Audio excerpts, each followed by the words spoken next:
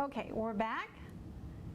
Did you get a good break? I did. I'm good now. Okay. Been a really bad student today. Let's finish adding our resources. Okay, so I'm just going to do these fairly fast so we can get through this. John's going to work on this one. Now these two tasks start at the same time, don't they? 7:12, 7:12. So I can't put John Brown on both of these because they're different times. And I just showed you a new way to add a task. Yeah.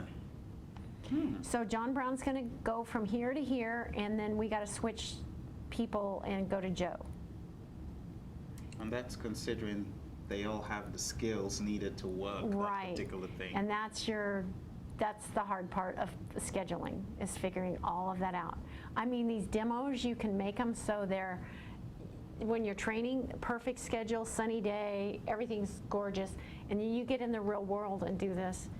It's not easy, but I have no idea how anybody runs a project without doing this, unless they have unlimited resource and unlimited budget.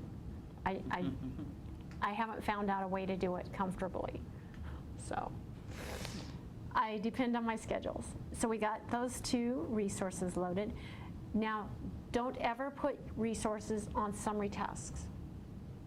Don't ever put successors, predecessors on summary tasks. They're roll-up tasks, just like you're rolling up numbers 1, 2, 3, 4, 5, and it rolls up and it adds up, and that's your total.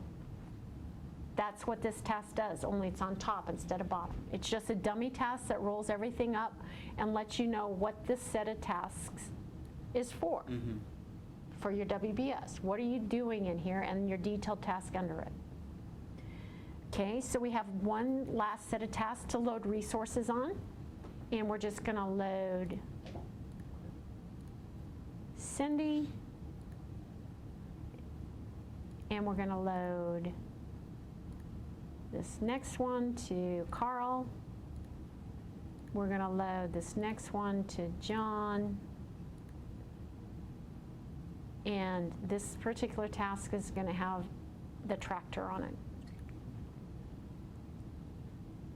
And when we want to look at the cost on that tractor to see the difference between a material and a work resource, I'm going to right-click over here again and look over here at work. And you'll notice that John Brown's at 80, so it figured he was going to work 6 days. That'd be 38.4 hours. That's your scheduling engine in the background that's working. You don't have to put the hours in there. You just let it work its magic because it's on fixed units. And then tractor, we told it we just have 1 unit, and I'm pretty sure I put $100 in there for 1 unit. So depending on what your costs are at that tractor rental, if it's 1 day or 6 days, I'm going to say, my tractor's costing me $100 a day, so I need 6 units in there, so I get the right costs in there. Okay. And that should have calculated, and it did not. Units, do you have to say an okay or what? I don't know if I set my option up here to calculate. Remember, that was one of the options? So let's go down here and find out. Yep, it is on. So we're going to have to do a little bit of research why. So I'm going to go back into the resource sheet and look at my material. And the reason is it isn't in here as my standard rate.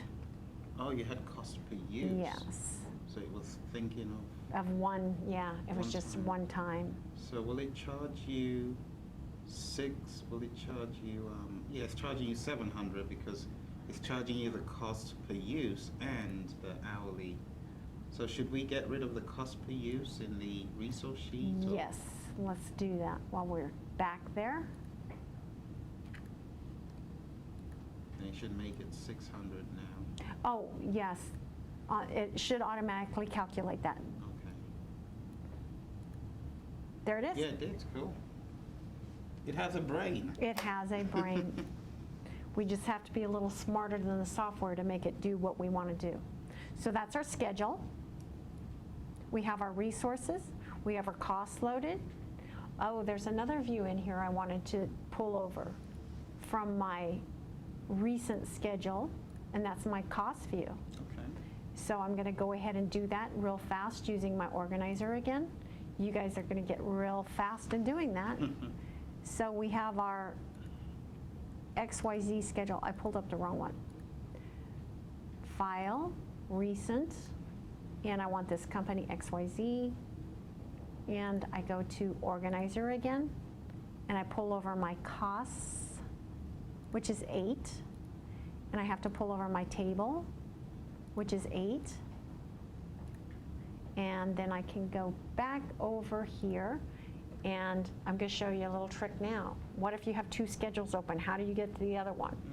There's 2 ways. You can go down here and cheat and look at the ones that are open here and just click on it. I'm waiting for them to come up again. Anyway, they showed up in those boxes. Or you can go up here and view and do arrange all, and you can show them both in the same screen. Oh, where's the arrange all again? Okay, that's under view, because you're thinking of a view, right? I want a view, I want to arrange all. Nice. Okay. And then I'm going to close this one and open my one we're working on. So I can go over here to my costs, and my costs are loaded in my schedule. Nice. So remind me, the red stands for? The red stands for critical. Okay, and that's your particular view. Right. Peculiar to you. Not, it didn't come with MS Project, so hopefully no one goes looking for it. They won't find it. You have to make yours. Anything that I have an O number, 08, 09, it's numbered, dash, are my particular views. Okay. So they don't come packaged with Microsoft. Okay. And I'm just picky about my views. So you can see your costs. Your schedule starts at 6/6/13, 8/14/13, and your costs. So we're done. We're ready to execute. Except they came back and said they only have 10,000. Oh. So We'd have to find a way to accommodate that, or what? to do that, you would decrease scope, take out tasks. You could use cheaper resources. Okay. So what we're going to do, for just sake of doing this, is they want to cut this by 1,000.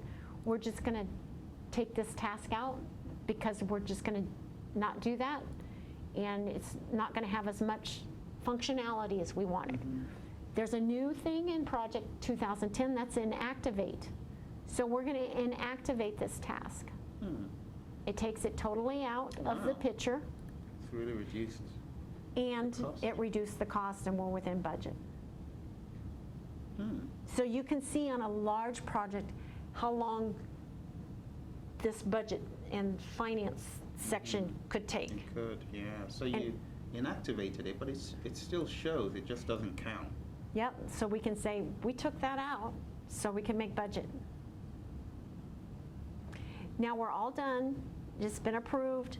They're all right with the dates. If they weren't all right with the dates and we wanted to get it done sooner and they'd ask us that, I'm going to go back to my 03 view. And I would add another resource on this 5-day task, and that would cut the time into Into 2? it should take 2.5? my days down. We're on fixed units. Maybe could that be why?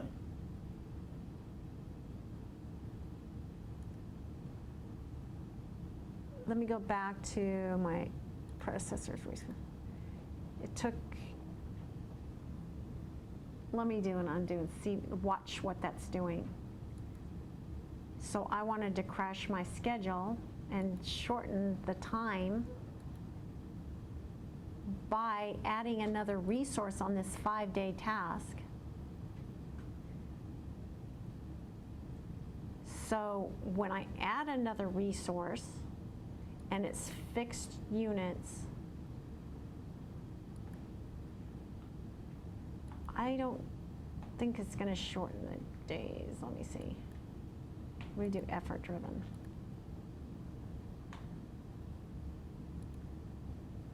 So you can see, even for me, it can be an obnoxious piece of software. So it shortened, it added another resource. It added another resource, and it took the work that Joe had and split it between the two of them.